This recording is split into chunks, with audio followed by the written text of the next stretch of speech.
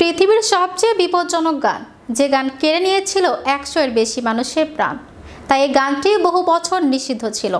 মিউজিকের শক্তি কখনো কখনো অপ্রত্যাশিত, যা তার সুর ও কথায় মানুষের মন ও অনুভূতিকে গভীরভাবে প্রভাবিত করে।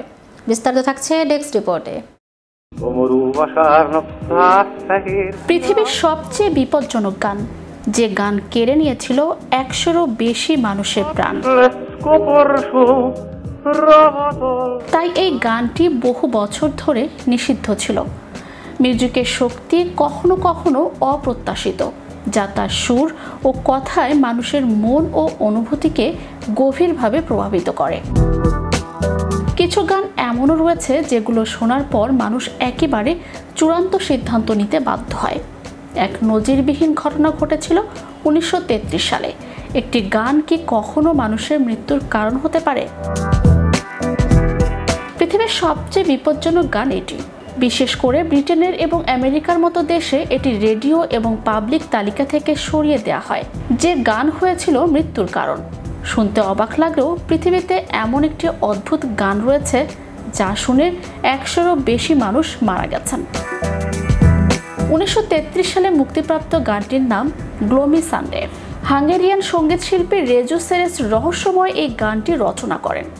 গানটির সুর নাকি এতটাই দুঃখজনক যে এটি শোনার পর অনেকেই নিজেকে শেষ করে ফেলেছেন। তাই এই গানটি বহু দশক ধরে নিষিদ্ধ ছিল। বিশেষ করে ব্রিটেন এবং আমেরিকার মতো দেশে এটি রেডিও এবং পাবলিক তালিকা থেকে সরিয়ে দেওয়া হয়। মূলত একটি দুঃখজনক প্রেমের গল্পের উপর ভিত্তি করে গানটি তৈরি করা হয়। একজন প্রেমিক তার প্রেমিকাকে হারানোর পর সম্পূর্ণভাবে ভেঙে পড়েন। প্রেমিকা স্মৃতি বুকে আঁকড়ে নিজের জীবন উৎসর্গ করার সিদ্ধান্ত নেন তিনি। এটি গানের গল্প।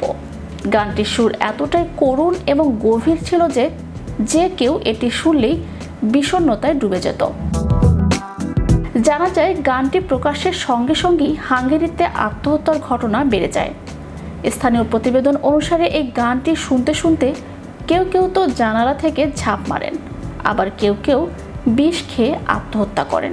একসময় পরিস্থিতি এতটাই খারাপ হয়ে যায় যে সরকার গানটি নিষিদ্ধ করতে বাধ্য হয়। পরে 62 বছর পর 1995 সালে গানটির উপর থেকে নিষেধাজ্ঞা তুলে নেওয়া হয়।